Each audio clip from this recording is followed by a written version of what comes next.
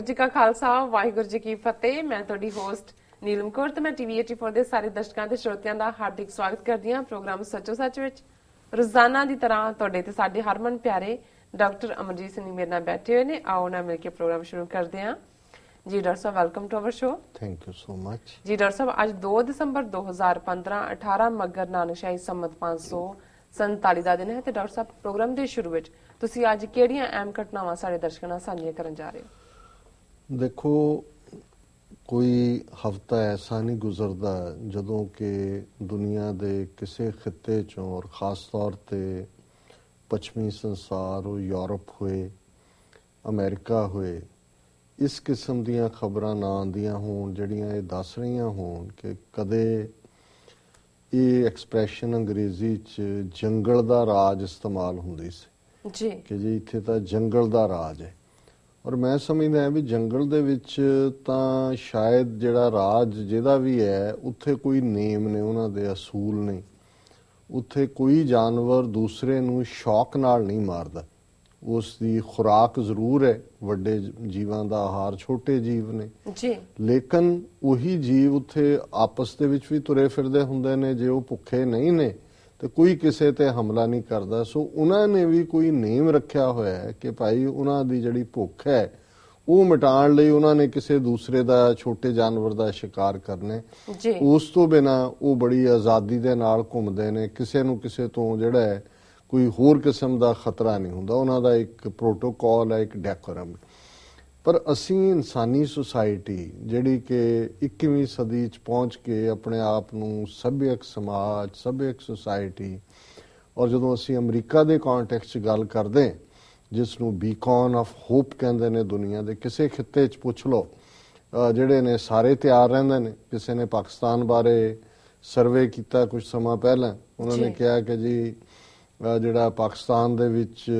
ਇੰਨੇ % ਲੋਕ ਮੈਜੋਰਿਟੀ ਜਿਹੜੇ ਨੇ ਉਹ ਅਮਰੀਕਾ ਨੂੰ ਨਫ਼ਰਤ ਕਰਦੇ ਨੇ।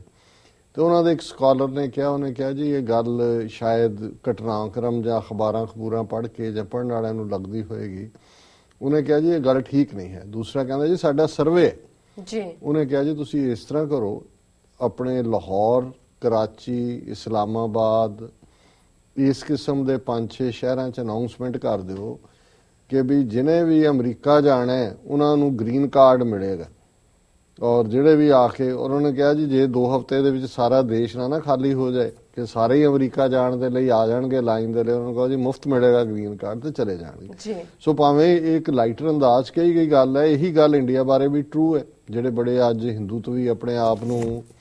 ਜਿਹੜੇ ਨੇ ਪੈਟਰੀਓਟਿਜ਼ਮ ਔਰ ਦੂਜੇ ਤੀਜੇ ਦੇ ਥੱਲੇ ਦੇਸ਼ ਭਗਤੀ, ਮਿੱਟੀ ਭਗਤੀ ਕਰ ਰਹੇ ਨੇ, ਉੱਥੇ ਵੀ ਤੁਸੀਂ ਕਸ਼ਮੀਰ ਤੋਂ ਕੰਨਿਆ ਕੁਮਾਰੀ ਤੱਕ ਜਾ ਕੇ ਅਨਾਊਂਸ ਕਰ ਦਿਓ ਕਿ ਜਿਹੜਾ ਵੀ ਅਮਰੀਕਾ ਜਾਣਾ ਚਾਹੇ ਫ੍ਰੀ ਗ੍ਰੀਨ ਕਾਰਡ। ਸਾਰੇ 1 ਬਿਲੀਅਨ 300 ਮਿਲੀਅਨ ਲੋਕ ਜਿਹੜੇ ਨੇ ਉਹ ਜਹਾਜ਼ਾਂ ਦਾ ਕੀ ਭਾਵੇਂ ਖੋਤਿਆਂ ਤੇ ਬਿਠਾ ਕੇ ਉਹਨਾਂ ਨੂੰ ਲੈ ਆਓ, ਅਮਰੀਕਾ ਆਉਣ ਨੂੰ ਤਿਆਰ ਹੋਣਗੇ। ਸੋ ਇਹ ਜਿਹੜਾ ਦੁਨੀਆ 'ਚ, ਸੋ ਕਹਿਣ ਦਾ ਮਤਲਬ ਇਹ ਹੈ ਵੀ ਅੱਜ ਵੀ ਜੇ ਇਨਸਾਨੀ ਸੱਭਿਅਤਾ ਦੇ ਲਈ ਕੋਈ ਬੀਕਨ ਆਫ ਹੋਪ ਹੈ, ਆਸ ਹੈ ਜਿੱਥੇ ਤੁਸੀਂ ਆਪਣਾ ਡ੍ਰੀਮ ਫੁਲਫਿਲ ਕਰ ਸਕਦੇ ਹੋ। ਇੱਕ ਵੇਟਰ ਜਿਹੜਾ ਹੈ ਉਹ ਹੋਟਲਾਂ ਦੀ ਚੇਨ ਦਾ ਮਾਲਕ ਬਣ ਸਕਦਾ ਹੈ। ਕੋਈ ਵੀ ਬੰਦਾ ਇੱਥੇ ਆ ਕੇ ਆਪਣਾ ਜੀਵਨ ਸ਼ੁਰੂ ਕਰਦਾ ਹੈ, ਉਹਨੂੰ ਉਹ ਆਪਣੀ ਮਿਹਨਤ ਨਾਲ ਉੱਤੇ ਰਾਈਜ਼ ਕਰ ਸਕਦਾ ਹੈ। ਪਰ ਕਿਉਂ ਜਿਹਾ ਇਹ ਮੁਲਕ ਵੀ ਹੁੰਦਾ ਜਾਂਦਾ ਹੈ ਜਿੱਥੇ ਕਿ ਕਿਸੇ ਨੂੰ ਹੁਣ ਇਹ ਪਤਾ ਨਹੀਂ ਹੈ ਕਿ ਉਹ ਘਰੋਂ, ਇਹੋ ਜਿਹਾ ਹਾਲ ਤਾਂ ਸਾਡੇ ਸਾਊਥ ਏਸ਼ੀਅਨ ਮੁਲਕਾਂ ਦਾ ਸੀ। ਜੀ ਜੀ ਬਿਲਕੁਲ, ਕਿ ਵੀ ਇੱਥੇ ਜਿਹੜਾ ਘਰੋਂ ਨਿਕਲਿਆ, ਕੋਈ ਨੌਕਰੀ ਲਈ ਨਿਕਲਿਆ, ਕੋਈ ਹਸਪਤਾਲ ਜਾਣ ਲਈ ਨਿਕਲਿਆ, ਕੋਈ ਸੋਸ਼ਲ ਸਿਕਿਉਰਿਟੀ ਦਾ ਚੈੱਕ ਲੈਣ ਲਈ ਨਿਕਲਿਆ, ਕੋਈ ਹੋਰ ਨਿਕਲਿਆ, ਕੋਈ ਸਕੂਲ ਬੱਚੇ ਆਏ ਨੇ ਕਿ ਉਹਨਾਂ ਨੇ ਸ਼ਾਮ ਨੂੰ ਘਰ ਪਰਤਣਾ ਕਿ ਨਹੀਂ ਪਰਤਣਾ। ਔਰ 5 ਦਿਨ ਦੇ ਵਿੱਚ 2 ਮੁੱਖ ਘਟਨਾਵਾਂ ਜਿਹੜੀਆਂ ਅਮਰੀਕਾ ਦੇ ਵਿੱਚ ਇਸ ਕਿਸਮ ਦੀ ਦਰਿੰਦਗੀ ਦੀਆਂ ਹੋਈਆਂ। ਅੱਜ ਤੋਂ ਠੀਕ 5 ਦਿਨ ਪਹਿਲਾਂ ਪਲੈਨਡ ਪੇਰੈਂਟਹੁੱਡ ਕਲੀਨਿਕ ਜਿਹੜਾ ਹੈ ਕੋਲੋਰਾਡੋ ਦੇ ਵਿੱਚ ਸੀ, ਉਹਦੇ 'ਚ ਕਿਸੇ ਪਾਗਲ ਨੇ ਜਿਹੜਾ ਉਹ 3 ਬੰਦੇ ਮਾਰ ਦਿੱਤੇ। ਹੁਣ ਇਹ ਉਹ ਸੋਚ ਹੈ ਜਿਹੜੀ ਕਿ ਇਸ ਗੱਲ 'ਚ ਯਕੀਨ ਰੱਖਦੀ ਹੈ ਕਿ ਭਾਈ ਫੈਮਿਲੀ ਪਲੈਨਿੰਗ ਨਹੀਂ ਹੋਣੀ ਚਾਹੀਦੀ।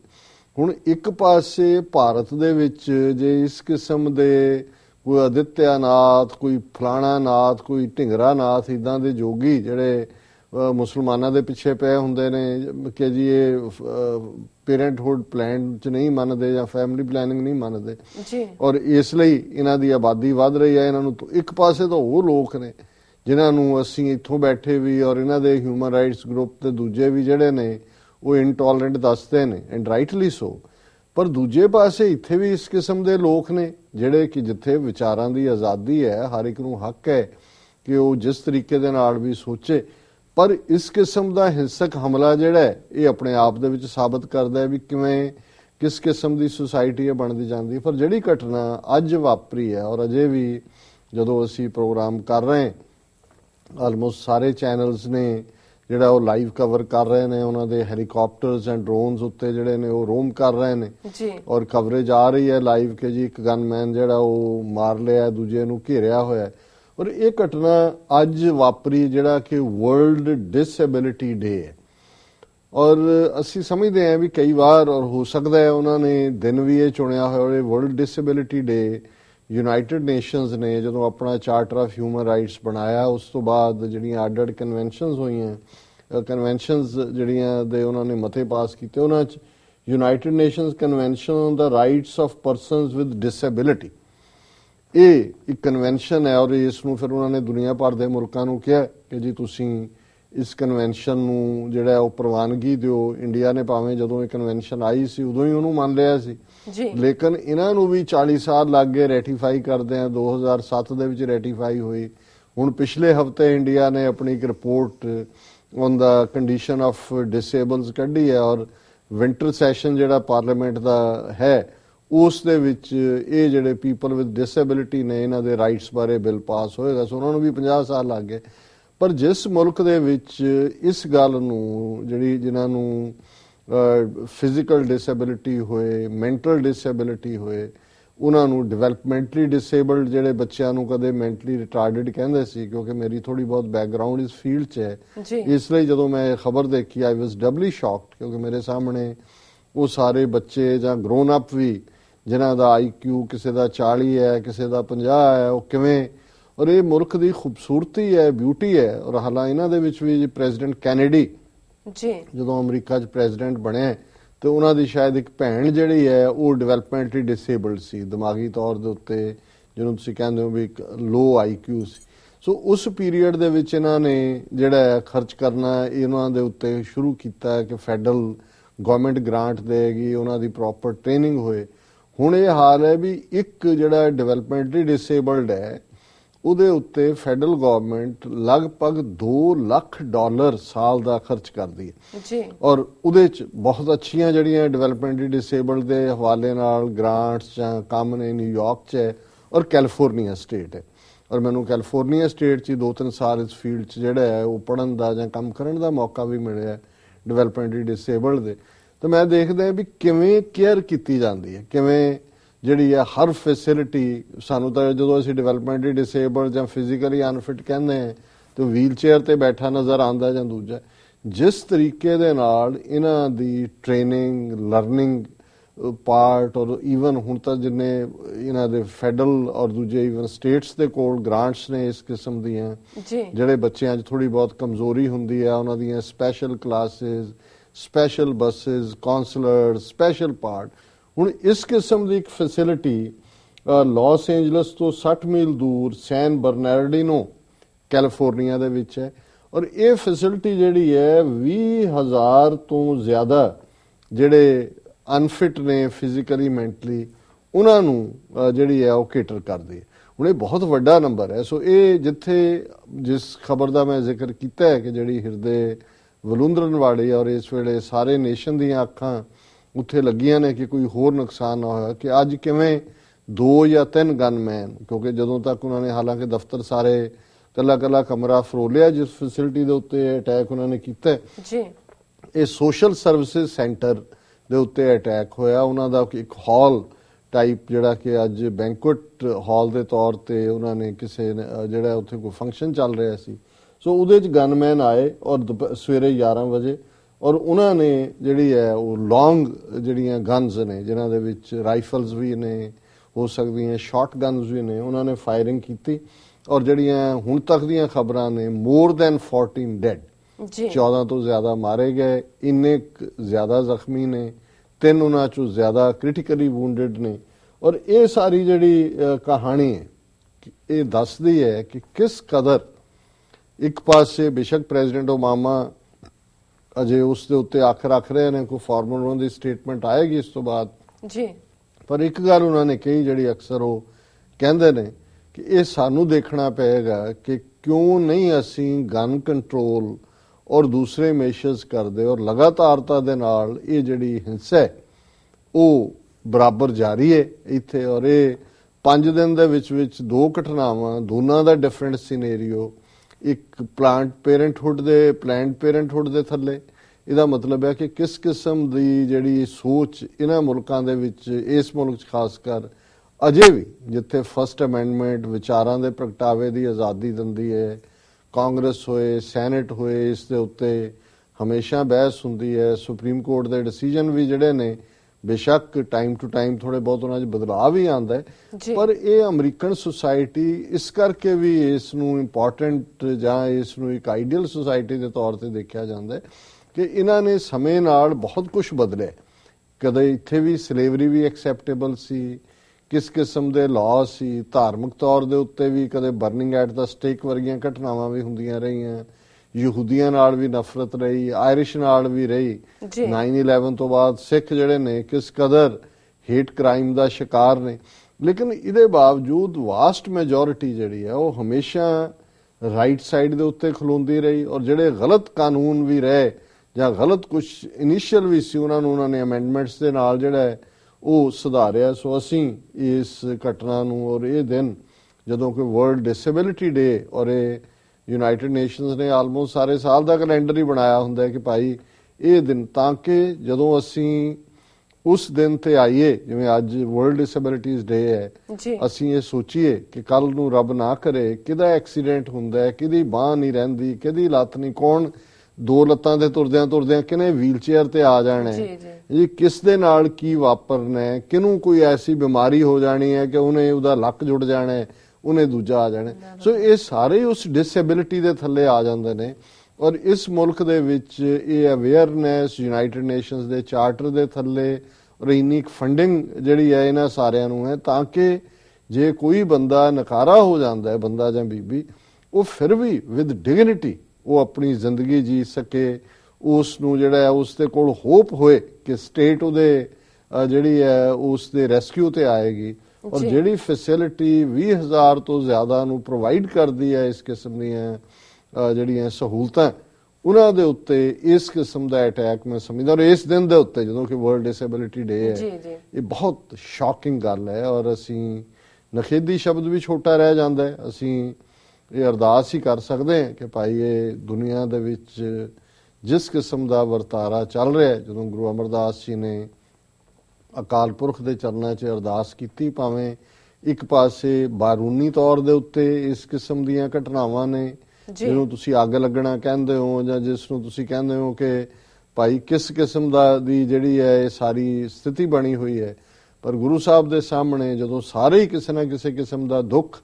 ਨਜ਼ਰ ਆਉਂਦਾ ਹੈ ਤਾਂ ਗੁਰੂ ਸਾਹਿਬ ਅਰਦਾਸ ਕਰਦੇ ਨੇ ਅਕਾਲ ਪੁਰਖ ਦੇ ਚਰਨਾਂ 'ਚ, ਜਗਤ ਜਲੰਦਾ ਰੱਖ ਲੈ ਆਪਣੀ ਕਿਰਪਾ ਧਾਰ,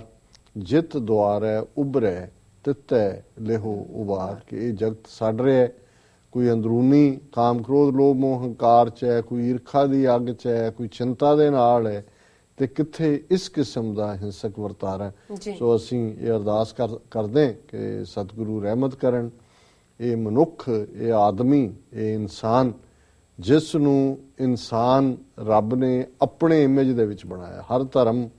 ਇਹ ਗੱਲ ਸਿਖਾਉਂਦਾ ਹੈ। ਜਦੋਂ ਅਸੀਂ ਈਸਾਈਅਤ ਦੀ ਗੱਲ ਕਰਦੇ ਹਾਂ ਤੇ ਉਹ ਵੀ ਕਹਿੰਦੇ ਨੇ ਕਿ God created man in his own image, ਕਿ ਰੱਬ ਨੇ ਆਪਣਾ ਆਪ ਜਿਹੜਾ ਹੈ ਉਹ ਇਸ ਬੰਦੇ ਦੇ ਵਿੱਚ ਰੱਖਿਆ। ਔਰ ਇਧਰ ਅਸੀਂ ਦੇਖਦੇ ਹਾਂ ਕਿ ਇਸ ਕਿਸਮ ਦੀ ਉੱਤਮ ਮਨੁੱਖਾ ਦੇਹੀ, ਜਿਸ ਨੂੰ ਗੁਰੂ ਸਾਹਿਬ ਨੇ ਫਰਮਾਇਆ ਕਿ ਇਸ ਦੇਹੀ ਕੋ ਸਿਮਰੈ ਦੇਵ ਸਾ ਦੇਹੀ ਪਜ ਹਰ ਕੀ ਸੇਵ, ਕਿ ਜਿਹੜੇ ਐਂਜਲਸ ਨੇ, ਦੇਵਤੇ ਨੇ, ਉਹ ਵੀ ਚਾਹਨਾ ਕਰਦੇ ਨੇ ਕਿ ਉਹ ਮਨੁੱਖ ਬਣ ਜਾਣ, ਉਹਨਾਂ ਨੂੰ ਇਹ ਹਿਊਮਨ ਬਾਡੀ ਮਿਲੇ। ਔਰ ਇਸ ਕਿਸਮ ਜਾਨਾਂ ਦਾ ਜ਼ਿਆ, ਇਸ ਕਿਸਮ ਦੀ ਹਿੰਸਾ, ਇਸ ਕਿਸਮ ਦੀ ਮੈਂਟਲ ਸਿਕਨੈਸ ਜਿਹੜੀ ਹੈ, ਇਸ ਦੀ ਗ੍ਰਿਪ ਦੇ ਵਿੱਚ ਸੁਸਾਇਟੀ ਜਾ ਰਹੀ ਹੈ। ਦੂਸਰਾ ਪਾਰਟ ਅਸੀਂ ਦੇਖਦੇ ਹਾਂ ਕਿ ਭਾਰਤ ਦੇ ਹਵਾਲੇ ਨਾਲ ਇੱਕ ਫੈਸਲਾ ਜਿਹਦੀ ਬੜੀ ਦੇਰ ਤੋਂ ਇੰਤਜ਼ਾਰ ਸੀ, ਕਿਉਂਕਿ ਜਦੋਂ ਬਾਪੂ ਸੂਰਤ ਸਿੰਘ ਹੋਰਾਂ ਨੇ ਵਰਤ ਰੱਖਿਆ ਜਿਹੜਾ ਆਲਮੋਸਟ ਹੁਣ ਸਾਲ ਦੇ ਨੇੜੇ ਤੇੜੇ ਜਨਵਰੀ ਤੱਕ ਪਹੁੰਚਦੇ ਆ, ਪੂਰਾ ਹੋ ਜਾਣਾ ਸਾਲ ਜੀ। ਉਹਨਾਂ ਨੂੰ ਵੀ ਬੜੀ ਕਿਸ ਹਾਲਤ 'ਚ ਨੇ, ਉਹ ਜੋ ਫੇਸਬੁੱਕ ਸਟੇਟਸ ਹੈ ਉਹ ਤਾਂ ਉਹਨਾਂ ਦੀ ਸਰੀਰਕ ਹਾਲਤ ਠੀਕ ਨਹੀਂ ਦੱਸਦਾ, ਪਰ ਇਹ ਆਸ ਸੀ ਉਹਨਾਂ ਨੇ ਜਦੋਂ ਇਹ ਸਿਆਸੀ ਸਿੱਖ ਕੈਦੀਆਂ ਦੀ ਰਿਹਾਈ ਦੇ ਮੁੱਦੇ ਨੂੰ ਚੁੱਕਿਆ, ਤੇ ਇਹ ਵੀ ਬਾਦਲ ਸਰਕਾਰ ਹੋਏ ਔਰ ਉਹਨਾਂ ਦੇ ਧਾਰਮਿਕ ਜਿਹੜੇ ਤਨਖਾਹਦਾਰ ਜਥੇਦਾਰ,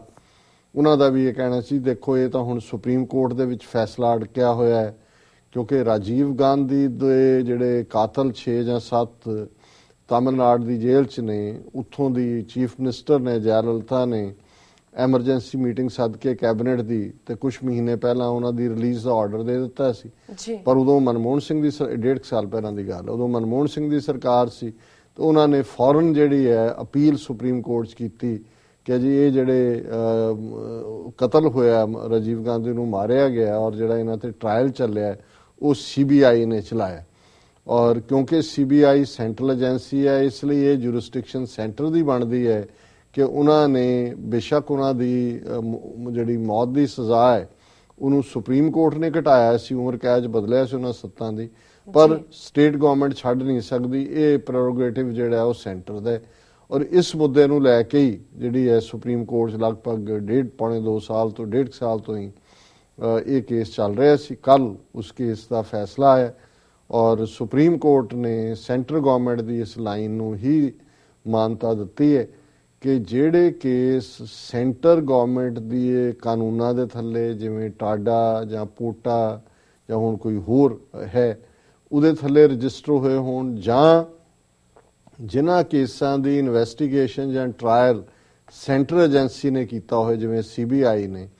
ਉਹਦੇ 'ਚ ਜਿਹੜੀ ਡੈਥ ਸੈਂਟੈਂਸ ਜਾਂ ਕੋਈ ਵੀ ਕੰਸੈਸ਼ਨ ਦੀ ਲਾਈਨ ਹੈ, ਉਹਦਾ ਅਧਿਕਾਰ ਖੇਤਰ ਸਟੇਟ ਕੋਲ ਨਹੀਂ ਹੈ,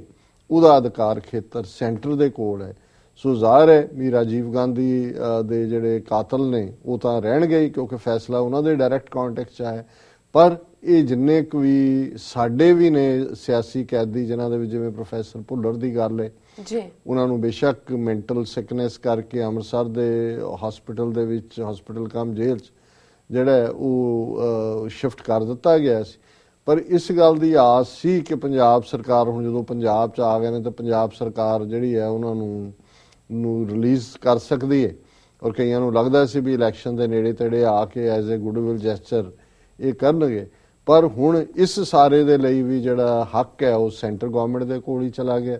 ਔਰ ਇਸੇ ਤਰ੍ਹਾਂ ਜਿਨ੍ਹਾਂ ਦੀ ਰਿਹਾਈ ਦੇ ਲਈ ਬਾਪੂ ਸੂਰਤ ਸਿੰਘ ਵਰਤ ਤੇ ਬੈਠੇ ਨੇ ਸਿਆਸੀ ਕੈਦੀਆਂ ਦੀ, ਉਹ ਮੁੱਦਾ ਵੀ ਹੁਣ ਬਾਦਲ ਐਂਡ ਕੰਪਨੀ ਹੱਥ ਝਾੜ ਕੇ ਕਹਿ ਸਕਦੇ ਨੇ ਕਿ ਜੀ ਦੇਖੋ ਕੋਈ ਮਸਲਾ UP ਦਾ ਹੋਏ, ਕਰਨਾਟਕਾ ਦਾ ਹੋਏ, ਗੁਜਰਾਤ ਦਾ ਹੋਏ ਜਾਂ ਪੰਜਾਬ ਦਾ ਹੋਏ, ਕਿਉਂਕਿ ਆਲਮੋਸਟ ਬਹੁਤੇ ਕੇਸ ਹੈ ਹੀ ਟਾਡਾ ਦੇ ਥੱਲੇ ਨੇ, ਜਿਹੜਾ ਸੈਂਟਰਲ ਲਾਅ ਹੈ, ਇਸ ਲਈ ਸਾਡੇ ਤਾਂ ਅਸੀਂ ਤਾਂ ਛੱਡਣਾ ਚਾਹੁੰਦੇ ਹਾਂ ਜੀ, ਪਰ ਅਸੀਂ ਛੱਡ ਨਹੀਂ ਸਕਦੇ। ਸੋ ਅਸੀਂ ਸਮਝਦੇ ਹਾਂ ਵੀ ਇਹ ਇੱਕ ਸੈਟਬੈਕ ਹੈ ਔਰ ਅਲਟੀਮੇਟਲੀ ਇਹ ਇੱਕ ਲੰਬੀ ਡਿਬੇਟ ਵੀ ਪੈਦਾ ਕਰੇਗਾ, ਉਹਨੂੰ ਭਾਵੇਂ ਅਜੇ ਤੱਕ ਤਾਂ ਕਿਸੇ ਨੇ ਜ਼ਿਕਰ ਨਹੀਂ ਕੀਤਾ, ਕਿਉਂਕਿ ਕਨਸਟੀਟਿਊਸ਼ਨ ਦੇ ਥੱਲੇ ਜਿਹੜਾ ਲਾਅ ਐਂਡ ਆਰਡਰ ਹੈ ਉਹ ਸਟੇਟ ਦਾ ਸਬਜੈਕਟ ਹੈ, ਐਜੂਕੇਸ਼ਨ ਵੀ ਸਟੇਟ ਦਾ ਸਬਜੈਕਟ ਹੈ। ਹੁਣ ਕਿਵੇਂ ਇਨਫ੍ਰਿੰਜ ਕਰ ਰਹੀ ਹੈ ਸੈਂਟਰ ਸਟੇਟ ਦੇ ਹੱਕਾਂ ਦੇ ਉੱਤੇ, ਜਿਵੇਂ ਸਮ੍ਰਿਤੀ ਇਰਾਨੀ ਜਿਹੜੀ ਐਜੂਕੇਸ਼ਨ में ਉਹਨੇ ਕਿਹਾ ਜੀ ਅਗਲੇ ਮਾਰਚ ਅਪ੍ਰੈਲ ਤੱਕ ਅਸੀਂ ਨਵਾਂ ਸਿਲੇਬਸ ਦੇਵਾਂਗੇ ਔਰ ਜਿਹੜਾ ਸਾਰਿਆਂ ਨਾਲ ਇਕਸਾਰਤਾ ਪੈਦਾ ਕਰੇਗਾ। ਸੋ ਜ਼ਾਹਰ ਹੈ ਕਿ ਇਹਨਾਂ ਨੇ ਬੇਸ਼ੱਕ ਐਜੂਕੇਸ਼ਨ ਸਟੇਟ ਸਬਜੈਕਟ ਸੀ, ਇਹਨਾਂ ਨੇ higher education, technical education, university grants commission ये वो खड़ा करके ਕੰਟਰੋਲ ਬਹੁਤ ਸਾਰਾ ਹੁਣ यूनिवर्सिटी ग्रांट्स कमीशन ਨੇ ਹੀ ਰੈਕਗਨਾਈਜ਼ ਕਰਨਾ ਹੈ ਕਿਸੇ यूनिवर्सिटी ਨੂੰ। ਹੁਣ ਗੁਰੂ ਗ੍ਰੰਥ ਸਾਹਿਬ यूनिवर्सिटी 2004 ਦੇ ਵਿੱਚ ਸ਼੍ਰੋਮਣੀ ਕਮੇਟੀ ਨੇ ਬਣਾਈ, 11 ਸਾਲ ਹੋ ਗਏ ਨੇ। ਹੁਣ ਇਸ ਹਫਤੇ ਸੀ ਬੜੀ ਖੁਸ਼ੀ ਮਨਾ ਰਹੇ ਸੀ ਕਿ ਜੀ यूनिवर्सिटी ग्रांट्स कमीशन ਨੇ ਓਕੇ ਕਰ ਦਿੱਤਾ, ਸਾਨੂੰ ਮਾਨਤਾ ਦੇ ਦਿੱਤੀ। ਸੋ ਮਤਲਬ ਇੱਕ ਚੰਗਾ ਕੰਪਲੈਕਸ ਹੋਣ ਦੇ ਬਾਵਜੂਦ ਔਰ ਫੰਡਿੰਗ ਹੋਣ ਦੇ ਬਾਵਜੂਦ 11 ਸਾਲ ਲੱਗੇ यूनिवर्सिटी ग्रांट्स कमीशन ਨੂੰ ਇਸ यूनिवर्सिटी ਨੂੰ ਮਾਨਤਾ ਦਿੰਦੇ। ਸੋ ਇਸ ਤੋਂ ਤੁਸੀਂ ਅੰਦਾਜ਼ਾ ਲਾਓ ਕਿ ਵੀ ਔਰ ਇਹੀ ਹਾਲ ਬਾਕੀ ਥਾਵਾਂ ਤੇ ਹੈ। ਜੇ ਸੈਂਟਰ ਨੇ ਕੀਤਾ ਜੀ ਜੋਤਿਸ਼ ਦਾ ਸਬਜੈਕਟ ਰੱਖੋ ਜੀ, ਵਸਤੂ ਸ਼ਾਸਤਰ ਰੱਖੋ ਜੀ, ਘਰ ਡੇਗਣੇ ਨੇ, ਸੂਰਜ ਵੱਲ ਕਰਨਾ ਹੈ, ਮੂੰਹ ਕੇ ਇਧਰ ਨੂੰ ਕਰਨਾ। ਸੋ ਕੁੱਲ ਮਿਲਾ ਕੇ ਇਹ ਪਾਰਟ ਤਾਂ ਆਲਰੇਡੀ ਉਹ ਇਨਫ੍ਰਿੰਜ ਅਪਨ ਕਰ ਹੀ ਰਹੇ ਸੀ। ਹੁਣ ਅਸੀਂ ਦੇਖ ਰਹੇ ਹਾਂ ਕਿ ਲਾਅ ਐਂਡ ਆਰਡਰ ਦੇ ਥੱਲੇ ਵੀ ਹੁਣ ਜੇ ਜਿਵੇਂ ਪੰਜਾਬ 'ਚ ਕੋਈ ਕੇਸ ਹੁੰਦਾ ਹੈ, ਉਹ ਹੁੰਦਾ ਜੀ CBI ਇਨਕੁਆਇਰੀ ਕਰਾਓ ਜੀ। ਜੀ। ਹੁਣ ਜਦੋਂ CBI ਇਨਵੋਲਵ ਹੋ ਗਈ, ਜਾਂ ਜਿਵੇਂ ਪੰਜਾਬ 'ਚ ਉਹਨਾਂ ਨੇ ਮੁੰਡੇ ਮਾਰਨ ਦੇ ਲਈ ਹਜ਼ਾਰਾਂ ਸਿੱਖ ਨੌਜਵਾਨ ਟਾਡਾ ਕਾਨੂੰਨ ਲਾਇਆ ਸੀ, ਇਹਦਾ ਮਤਲਬ ਪੰਜਾਬ ਸਰਕਾਰ ਦੇ ਪੱਲੇ ਕੁਝ ਵੀ ਨਹੀਂ ਰਿਹਾ। ਈਵਨ ਇਹਨਾਂ ਮਾਮਲਿਆਂ ਦੀ ਵੀ ਜਿਹੜੀ ਅਲਟੀਮੇਟ ਡਿਸੀਜਨ ਮੇਕਿੰਗ ਹੈ ਉਹ ਸੈਂਟਰ ਦੇ ਕੋਲ ਚਲੀ ਗਈ। ਸੋ ਇਹ ਡਿਬੇਟ ਲੌਂਗ ਟਰਮ ਕਦੇ ਆਏਗੀ ਕਿ ਜੀ ਇਹ ਤਾਂ ਜਿਹੜੀਆਂ ਸਟੇਟਾਂ ਨੇ ਇਹਨਾਂ ਨੂੰ ਤਾਂ ਤੁਸੀਂ ਮਿਊਨਿਸਪਲ ਕਮੇਟੀ, ਹੁਣ ਅਮਰੀਕਾ ਹੈ, ਅਮਰੀਕਾ ਦੇ ਵਿੱਚ ਜੇ ਕੁਝ ਸਟੇਟਾਂ ਨੇ ਜਿਨ੍ਹਾਂ 'ਚ ਡੈਥ ਪੈਨਲਟੀ ਹੈ, ਕੁਝ ਨੇ ਜਿਨ੍ਹਾਂ 'ਚ ਨਹੀਂ ਹੈ। ਹਾਲਾਂਕਿ ਪ੍ਰੈਜ਼ੀਡੈਂਟ ਦੇ ਕੋਲ ਪਾਰਡਨ ਦਾ ਹੱਕ ਹੈਗਾ, ਉਹ ਬਹੁਤ ਥੋੜਿਆਂ ਨੂੰ ਦਿੰਦਾ, ਉਹ ਵੀ ਆਪਣੀ ਟਰਮ ਜਦੋਂ ਉਹਦੀ ਮੁੱਕਦੀ ਹੈ। ਸੋ ਇਸ ਤੋਂ ਇਲਾਵਾ ਇਹ ਨਹੀਂ ਹੈ ਕਿ ਨਿਊਯਾਰਕ ਵਾਲੇ ਜਾ ਕੇ ਜਾਂ ਫੈਡਰਲ ਗਵਰਨਮੈਂਟ ਜਾ ਕੇ ਨਿਊਯਾਰਕ ਦੇ ਕਾਨੂੰਨਾਂ 'ਚ ਇੰਟਰਫੀਅਰ ਕਰੇ, ਜਾਂ ਕੈਲੀਫੋਰਨੀਆ ਦੇ ਸਟੇਟਾਂ ਇੰਡੀਪੈਂਡੈਂਟ ਨੇ ਫੈਸਲਾ ਲੈਣ ਦੇ ਵਿੱਚ। ਪਰ ਇੱਥੇ ਹਾਲ ਇਹ ਹੈ ਕਿ ਕੇਸ ਵੀ ਜਿਹੜਾ ਇਨਵੈਸਟੀਗੇਸ਼ਨ ਵਾਲਾ, ਹੁਣ ਜੇ ਇੱਥੇ FBI ਵੀ ਇਨਵੈਸਟੀਗੇਟ ਕਰਦੀ ਹੈ ਕਿਸੇ ਸਟੇਟ ਲੈਵਲ ਤੇ ਵੀ, ਬੇਸ਼ੱਕ FBI ਦਾ ਹਾਈ ਬਾਰ ਹੁੰਦੀ ਹੈ, ਪਰ ਉਹਦੇ ਹਕੂਕ ਅਲਟੀਮੇਟਲੀ ਸਟੇਟ ਦੇ ਕੋਲ ਹੀ ਰਹਿੰਦੇ ਨੇ ਕਿ ਵੀ ਜੇ ਉਹ ਕੈਦ ਹੈ ਉਸ ਜੇਲ੍ਹ 'ਚ ਹੈ ਜਾਂ ਦੂਜਾ ਜਿਹੜੀਆਂ ਗਵਰਨਰ ਦੀਆਂ ਪਾਵਰਸ ਨੇ ਸਟੇਟ ਦੇ ਵਿੱਚ, ਉਹਦੇ ਕੋਲ ਫਿਰ ਰਾਈਟ ਹੋਏਗਾ ਕਿ ਉਹ ਉਹਨੂੰ ਜੇ ਕੁਝ ਐਗਜ਼ੀਕਿਊਟ ਕਰਨਾ ਚਾਹੇ, ਕੁਝ ਨੂੰ ਜਿਹੜਾ। ਇਸ ਲਈ ਇਹ ਜਿਹੜੇ ਹੱਕ ਨੇ, ਜਦੋਂ ਅਸੀਂ ਇੱਥੋਂ ਦੇ ਫੈਡਰਲ ਸਟਰਕਚਰ ਦੀ ਗੱਲ ਕਰਦੇ ਹਾਂ, ਘੱਟੋ ਘੱਟ ਇੰਨੀ ਕੁ ਇੰਡੀਪੈਂਡੈਂਸ ਤਾਂ ਹੈ। ਲੇਕਿਨ ਇਸ ਹਵਾਲੇ ਨਾਲ ਅਸੀਂ ਸਮਝਦੇ ਹਾਂ ਕਿ ਇਹ ਇੱਕ ਨੈਗੇਟਿਵ ਡਿਵੈਲਪਮੈਂਟ ਹੈ।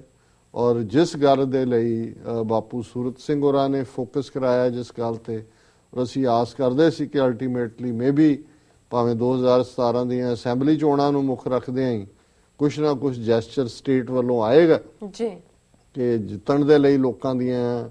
ਭਾਵਨਾਵਾਂ ਨੂੰ। ਪਰ ਸੁਪਰੀਮ ਕੋਰਟ ਦੇ ਹੁਣ ਡਿਸੀਜਨ ਦੇ